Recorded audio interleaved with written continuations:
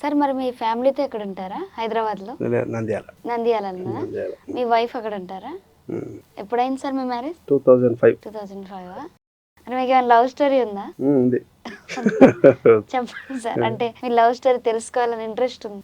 జనరల్గా అందరూ లవ్ చేస్తారు, లవ్ చేయకుండా ఎవరు ఉండరు.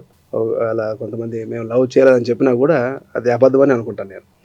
అంతేగా, అందరూ లవ్ చేసేవాళ్ళే. కొంతమంది ఇప్పుడు ఎవరు లేరు, అందరూ బయట చెప్పేస్తారు. అంటే మా జనరేషన్లో మేము లవ్ చేసింది ఎవరికైనా చెప్పాలంటే సిగ్గు, భయం. సో అది ఇప్పటికీ అట్లే ఉండిపోయింది. మీరు చెప్పారా అసలు?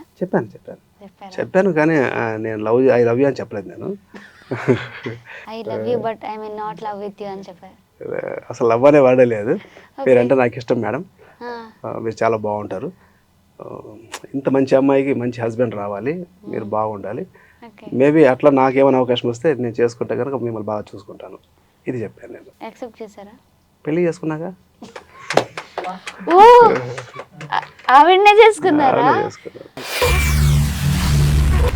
వావ్, ఎక్స్పెక్ట్ చేయలే. Twist, great. ఎలా సార్ కలిసారు? తను దేవరా కంటే పెద్ద ట్విస్ట్ సార్ ఇది. అది యాక్చువల్గా మేము కూడా, అంటే నేను కూడా ఎక్స్పెక్ట్ చేయలేదు తను యాక్సెప్ట్ చేస్తుందని. ఎందుకంటే మేము రూరల్ డెవలప్మెంట్ ట్రస్ట్లోనే, ఆమె కూడా టీచర్గా పనిచేసేది, బ్రెయిలీ టీచర్. అంటే చూపు లేని పిల్లలకి చదువు చెప్పించే ఒక స్పెషల్ కోర్స్, అది స్పెషల్ బిఎడ్ చేసిన ఆమె. అట్లా ఆమె టీచరు. ఇప్పుడు మనకు నేను శాంతికుమార్ అని చెప్పాను కదా, జబర్దస్త్ శాంతికుమార్, వాళ్ళ మిస్సెస్ బిందు అని, షీఈ్ వెరీ గుడ్ సింగర్. తను కూడా కల్చరల్ టీచర్. మేమంతా కొలీగ్స్, మేము ముగ్గురము, శాంతిగాడు, శాంతికుమారు, బిందు అంటే శాంతికుమార్ మిస్సెస్, మేము ముగ్గురం క్లోజ్ ఫ్రెండ్స్. ఈమె టీచర్గా జాయిన్ అయిన తర్వాత నేను పెళ్లి చేసుకున్న అమ్మాయి వేదవతి, బిందు ఆమె ఎదురు క్లోజ్ అయ్యారు, ఫ్రెండ్స్ అయ్యారు. సో నేను ఎప్పుడన్నా వీళ్ళని చూడడానికి, బిందుని శాంతిని చూడడానికి వెళ్ళినప్పుడు ఈమె ఎప్పుడన్నా కనిపించేది. అప్పుడు అనుకున్నాను చేసుకుంటే ఇట్లాంటి అమ్మాయిని చేసుకోవాలని. అయితే బిందు చెప్పేది అంత ఈజీ ఏం కాదు, ఆమె వెంట 100 మంది పడుతున్నారు, అవునంటే తాలిబొట్టు కట్టేవాళ్ళు, వాళ్ళు ఎదురు కట్టించి పెళ్లి చేసుకున్న చాలా మంది ఉన్నారు, నీ వరకు రాకపోవచ్చు బాబు, ఎక్కువ ఆశలు పెట్టుకోదని చెప్పేది ఆ అమ్మాయి.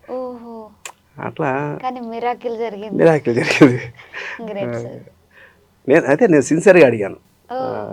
సో ఆమె ఫస్ట్ యాక్సెప్ట్ చేయలేదు.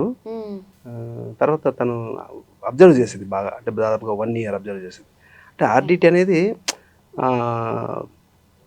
దాంట్లో ఒకరి గురించి ఒకరికి ఈజీగా తెలిసిపోతుంది. ఇప్పుడు మీరు ఇక్కడ స్టూడియోలో పనిచేస్తారనుకోండి, మీ మెంటాలిటీ ఏంటి, మీ అని అందరికీ మీ కొలీగ్స్ తెలిసిపోతున్నాయి. అట్లనే అక్కడ 3000 మంది స్టాఫ్, అక్కడ 3000 మంది స్టాఫ్లో నా గురించి మీరు ఎవరన్నా అడగని చెప్పేస్తారు. జిల్లా అంటే అనంతపురం జిల్లా ఏ మూలకి వెళ్ళినా కూడా నా పేరు చెప్పగానే ఓహో అతనా, ఓకే, నా మొత్తం నా క్యారెక్టర్, నా స్కిల్, నా టాలెంట్ అన్నీ మొత్తం చెప్పేస్తారు. సో అట్లా ఆమె ఎక్కడికి వెళ్ళినా పాజిటివ్గా చెప్తున్నారు, మంచోడు, మంచి టాలెంటెడ్, మంచి డ్యాన్సరు, మంచి యాక్టరు, మంచి ఫ్యూచర్ ఉంటుంది, పైగా అన్నిటికంటే మంచి మనసు ఉన్నవాడు, ఇట్లా ఆమెకి చెప్పారు.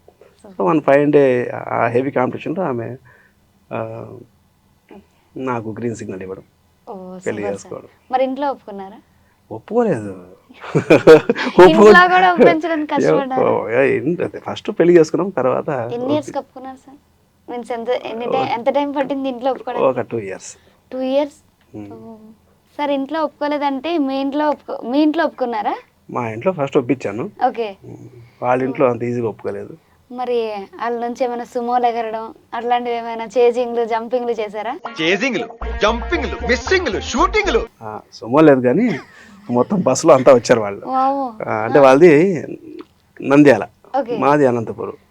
సో మొత్తం అక్కడ నుంచి, నంద్యాల నుంచి ఒక 10-15 మంది వచ్చేసారు. నేను అప్పుడు ఫీల్డ్లో ఉన్న, బయటికి వెళ్ళా, ఫీల్డ్ కాదు, మేము శాంతికుమార్ వాళ్ళ ఇంట్లోనే ఉన్నాం అప్పుడు. మేము కొత్తగా పెళ్లి చేసుకున్నప్పుడు శాంతి వాళ్ళ మిస్సెస్ ప్రెగ్నెంట్, తను శ్రీమంతం కోసం పుట్టింటికి వెళ్ళింది. వీడేమో బావా, అంటే వాడు నన్ను బావా అని పిలుస్తాడు, చెల్లి ఎట్లో పుట్టింటికి వెళ్ళింది కదా, నేను బయట తిరుగుతుంటా ఫీల్డ్లోను, మీరు కొత్తగా పెళ్లి చేసుకున్నారు, ఒక 1 month ఇక్కడే ఉండండి అని చెప్పి వాడి ఇల్లు హ్యాండ్ ఓవర్ చేసి వాళ్ళు బయటే ఉన్నారు అనమాట. సో మేము అక్కడ ఉన్నాం, నేను బయటికి ఏదో వెళ్ళాను, నేను బయటికి వెళ్ళి వచ్చేటప్పుడు లోపల 10 మంది ఉన్నారు నా మిస్సెస్ దగ్గర, అంటే నా భార్య దగ్గర. మొత్తం ఎలా ఓవర్కమ్ అయ్యారు? ఐ మీన్ అంటే అప్పుడు నేను అక్కడ నుంచి అక్కడ ఉండాలి, వాళ్ళ సమాధానం చెప్పగలగాలి, అప్పుడే కదా తను నమ్మేది. అవును నేను అప్పుడు రాకుండా భయపడి నేను ఎక్కడన్నా వెళ్ళిపోతే ఇంక నేను అంతే. బతికి వేస్ట్ కదా. సో వాళ్ళు గట్టిగా అరిచారు, తిట్టారు రకరకాలుగా. అంటే ఎవరికి ఏ తల్లిదండ్రికైనా కొంచెం ఆడపిల్ల తల్లిదండ్రులు కొంచెం భయాలు ఉంటాయి.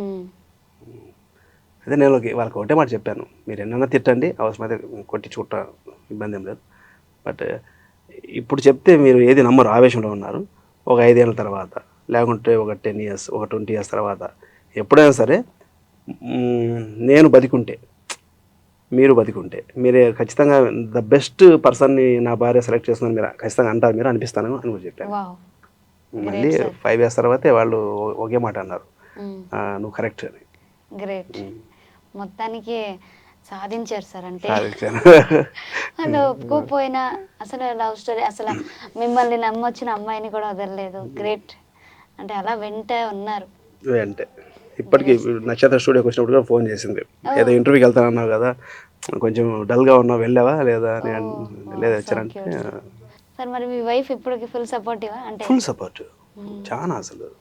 ఇప్పుడు ఇండస్ట్రీ వైపు ఎందుకు అని ఇప్పుడు అడగదు. నో, ఆమె ఒకటే, నీ డ్రీమ్ అది, నువ్వు దాంట్లో నువ్వు ఎంతవరకు వెళ్తావు వెళ్ళు, నేను నీకు సపోర్ట్ చేస్తాను. చాలా రేర్ అలా ఉండేవాళ్ళు.